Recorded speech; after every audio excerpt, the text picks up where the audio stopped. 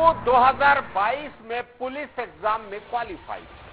मैंने उसकी बहुत मदद की। मुझे डर था वो मुझसे शादी नहीं करेगी, लेकिन वह मुझसे भरोसे में रखकर मुझसे संबंध बनाती रही।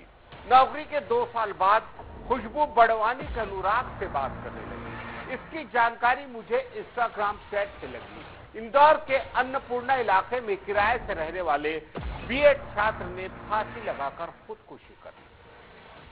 गुरु नानक कॉलोनी के मकान में उसका शव फंदे पर लटका मिला। प्रदीप रावत मूल रूप से धार के बाग टाड़ा का रहने वाला था। परिवार के लोगों ने बताया कि वह यहां जात के साथ बीएड की पढ़ाई कर रहा था।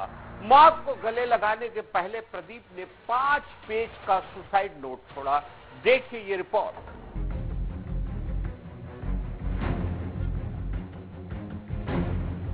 इंदौर के अन्नपूर्णा इलाके में किराए से रहने वाले बीएड छात्र ने फांसी लगाकर खुदकुशी कर ली। गुरु नानक कॉलोनी के मकान में उसका शव फंदे से लटका हुआ मिला। प्रताप रावत मूल रूप से धार के बांकटांडा का रहने वाला था। परिवार के लोगों ने बताया कि वह जॉब के साथ बीएड की पढ़ाई कर रहा था। पिता खेती किसानी करते हैं। बताया जा रहा है कि ट्रैफिक पुलिस में पदस्थ एक लेडी कांस्टेबल से प्रदीप का अफेयर था।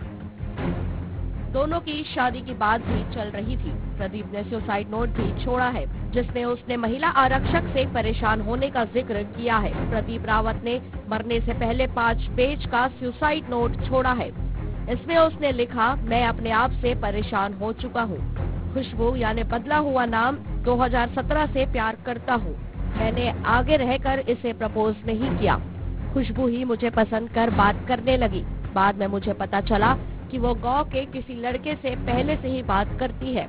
मुझे पता चला तो मैंने खुशबू को बोला कि चाहे तो उससे ही बात करो या मुझसे। उसने लड़के से बात नहीं करने का प्रॉमिस किया और धीरे धीरे उससे बात बंद कर दी।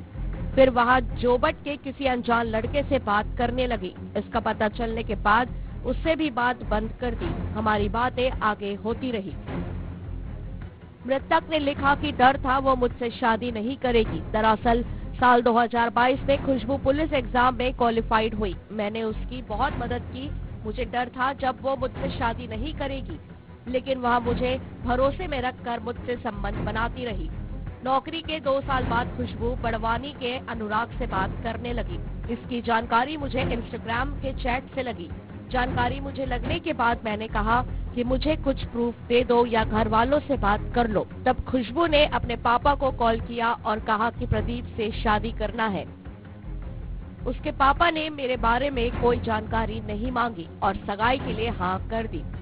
वो घर चली गई। मैंने दूसरे दिन पूछा कि घर वाले क्या बोल रहे हैं, तो कहने लगी नौकरी नहीं करता तू लड़की ही खिलाएगी क्या।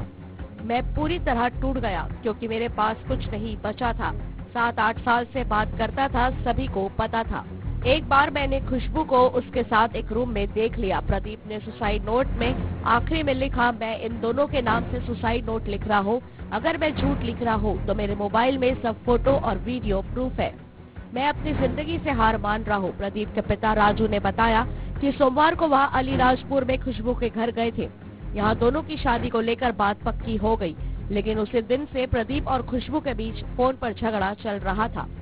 मंगलवार दोपहर प्रदीप ने अपने भाई प्रकाश को मोबाइल पर सुसाइड नोट भेजा। इसके बाद शाम को उसने पड़ोस में रहने वाली चचेरी बहन शर्मिला और कविता को अपना मोबाइल देकर कुछ देर में कमरे से लौटने को कहा। करीब आधे घंटे तक जब वह बाहर नहीं आया तो खुशबू का फोन आया। उसने शर्मिला से पूछा कि प्रदीप कहाँ है। उसने कमरे पर जाने की बात कही।